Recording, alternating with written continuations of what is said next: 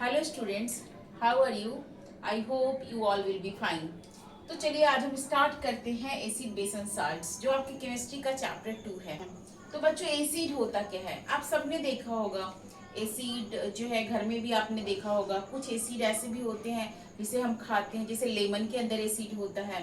Bio में आपने पढ़ा है कि आपके स्टमक से भी एसिड रिलीज होता है, जैसे कि हाइड्रोक्लोरिक एसिड, जो कि एक स्ट्रॉन्ग एसिड के अंदर आता है।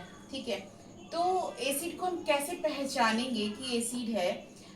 उसके क्या प्रॉपर्टीज होंगे? तो बच्चों, आपने लेमन, तो मैंने जैसा बताया लेमन तो आप सबने खाया होगा। टैमरीन, इमली खाया होगा आपने। टोमेटो भी खाया होगा आपने। तो सबका टेस्ट कैसा होता है? ये सब खाने में थोड़ा खट्टा होता है, सार इन टेस्ट होता है। तो एसिड का टेस्ट ना बच्चों सार होता है, यानी खट्टा होता है। ठीक है, तो एक तो इस बेसिस पे आप पता लगा सकते हो कि एसिड है, क्योंकि जब भी आप एसिड को टेस्ट करोगे तो उसका टेस्ट कैसा होता है? सार इन टेस्ट होता है। सेकेंड जो है बच्चों कि टर्न ब्लू लिटमस रेड। जब भी आपके पास कोई भी एसिड होगा एंड आपके पास यदि लिटमस पेपर है, जो ये लैब में आपको प्रोवाइड किया जाता है लिटमस पेपर, और आपसे बोला जाता है कि टेस्ट करो कि वेदर जो गिवन सब्सटेंस है वो एसिड है कि बेस है। तो जैसे ही आप लिटमस को डालोगे एसिड में, तो ब्लू लिटमस जो है रेड कलर में चेंज हो जाएगा। हमारे पास दो तरह का लिटमस पेपर होता है, एक ब्लू और एक रेड। तो जब हम ब्लू लिटमस पेपर को एसिड में डालते हैं तो that turn into red colour. But आप रेड को यदि डालोगे तो कोई भी चेंज नहीं होता उसके अंदर। ठीक है, एंड जो सेकेंड क्राइटेरिया है एसिड होने का, कि एसिड जो है रिलीज करता है H प्लस आयन। यानी पानी में डालोगे ना तो बहुत सारा H प्लस आयन एसिड जो है रिलीज करता है। तो वो तो विजिबल नहीं है, वो तो हम नहीं देख पाएंगे, बट एक दो चीजें जो है टेस्ट के आधार पे हम बोल सकते हैं कि जो एसिड है वो सारिन टेस्ट होता है। एंड लिटमस पेपर भी टेस्ट हम यदि करें तो हम ये भी कह सकते हैं कि जो ब्लू लिटमस को रेड में कन्वर्ट कर दे वो एसिड होता है। एंड जो एक और इम्पॉर्टेंट पॉइंट है बच्चों की, एसिड जो है कोरोसिव इन नेचर होता है। कहने का मतलब, यदि किसी मेटल वगैरह पे या किसी भी जगह पे एसिड गिरता है ना तो कोरोजन हो जाता है वहां पर। ठीक है, वो मेटल को जो है वो धीरे धीरे करके खा जाता है, यानी इटेन अप कर जाता है। मेटल को धीरे धीरे करके वो खा जाता है। ठीक है, दूसरा जो है बच्चों एसिड का, यदि हम एग्जांपल की बात करें तो मैंने आपको बोला कि हाइड्रोक्लोरिक एसिड तो आपके स्टमक में भी रिलीज होता है, और जनरली ऐसे भी हाइड्रोक्लोरिक आपके लेबोरेटरी में होगा, जो वहां पे भी आप देख सकते हो। सल्फ्यूरिक एसिड, जिसे हम किंग ऑफ एसिड कहते हैं, तो बहुत ही स्ट्रांग होता है, है वो भी आप अपने लैब में देख सकते हो। And then nitric acid. ठीक है, तो इन सारे एसिड को जब आप वाटर के अंदर डालोगे तो ये H प्लस आयन रिलीज करेगा। ओके, कुछ रिएक्शन की बात कर लेते हैं बच्चों। तो एसिड को जब आप बेस के साथ मिक्स करोगे तो बेस क्या होता है अभी हम डिस्कस करेंगे, बट एसिड को जैसे ही आप बेस के साथ मिलाओगे तो साल्ट का फॉर्मेशन होता है। राइट, साल्ट बनेगा और साथ में वाटर रिलीज होगा।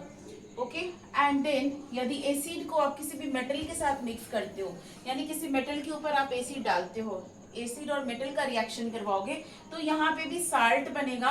यानी कि यहाँ पे जो साल्ट बनता है वो न्यूट्रल साल्ट होता है, और यहाँ पे जो है साल्ट जो बनेगा वो मेटेलिक साल्ट होता है, क्योंकि मेटल प्लस एसिड कंबाइन करके साल्ट बना रहा है। इसके बारे में हम डिटेल में पढ़ने वाले हैं।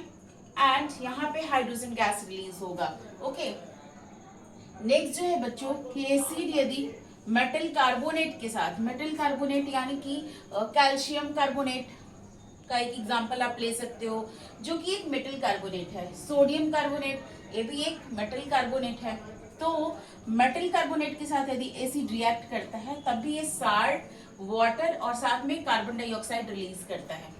ओके, तो बच्चों आपके दिमाग में आ रहा होगा कि एसिड जब बेस के साथ रिएक्ट करता है तब भी साल्ट और वाटर बनाता है, एसिड जब मेटल कार्बोनेट के साथ रिएक्ट करता है तब भी साल्ट और वाटर बनाता है। ऐसा क्यों?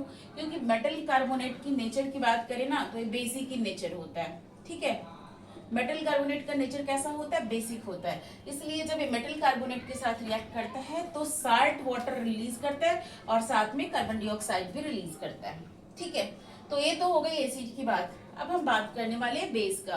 ओके, तो जिस तरीके से बच्चों एसिड सारिन टेस्ट होता है, तो बेस की बात करें तो बिटरिन टेस्ट होता है, यानी बेस थोड़ा कड़वा लगेगा। तो आप सबने बेस देखा होगा अपने घर में, जैसे जो सोप यूज करते हो आप, तो सोप क्या है? सोप जो है वो बेस है।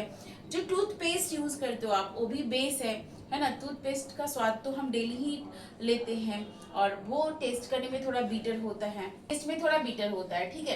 तो जो टूथपेस्ट है बच्चों वो बेस है, जो सोप है वो बेस है, ओके। एंड जिस तरीके से ब्लू लिटमस को रेड में कन्वर्ट करता है, एसिड जो है turn red litmus to blue, ये जस्ट उसका अपोजिट करता है, यानी कि रेड लिटमस को ब्लू में कन्वर्ट करेगा।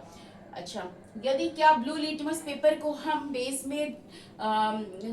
में डालेंगे तो क्या उसमें कोई चेंज होगा? नहीं। बेस में यदि आप ब्लू लिटमस को डालते हो तो कोई भी चेंज नहीं होता है, लेकिन जैसे ही आप रेड लिटमस को बेस में डालोगे तो उसका कलर ब्लू हो जाएगा, ओके। एंड बेस जो है पानी में डालने के बाद OH माइनस आयन देगा आपको। जिस तरीके से एसिड जो है H प्लस आयन देता है, बेस जो है OH माइनस आयन देगा जब पानी में डालोगे, ओके। तो बेस के हम कुछ एग्जांपल ले ले। Sodium hydroxide, potassium hydroxide, calcium hydroxide, ये सारे बेस के एग्जांपल हैं, है ना। कैल्शियम हाइड्रोक्साइड आपने चैप्टर 1 के अंदर भी पढ़ा था। जब हम कैल्शियम ऑक्साइड को वाटर में डालते थे तो कैल्शियम हाइड्रोक्साइड बनाता था, जो एक बेस है, ठीक है। नाउ हम बात करते हैं बच्चों रिएक्शन की। तो बेस यदि एसिड के साथ मिलता है, बिल्कुल एसिड और बेस मिलेगा, तो इस रिएक्शन को हम न्यूट्रलाइजेशन रिएक्शन कहते हैं। यहाँ पे भी इसे हम न्यूट्रलाइजेशन रिएक्शन ही कहेंगे। तो बेस एसिड मिला दो या फिर एसिड या बेस को मिला दो, है ना। तो क्या बनने वाला है? साल्ट और वाटर रिलीज होगा और this reaction is known as neutralisation reaction, okay. And base कोई भी non metal oxide like CO2 एक नॉन मेटल का ऑक्साइड है, ओके। कार्बन जो है वो एक नॉन मेटल है और इसके साथ जब ऑक्सीजन अटैच हुआ तो this is the oxide of non metal. तो कोई भी बेस जब नॉन मेटल के ऑक्साइड के साथ मिलता है तो साल्ट बनाता है और वाटर रिलीज करता है, okay. So this is all about acid and base. So next video में बच्चों हम और इसको डिटेल्स में पढ़ने वाले हैं। Thank you.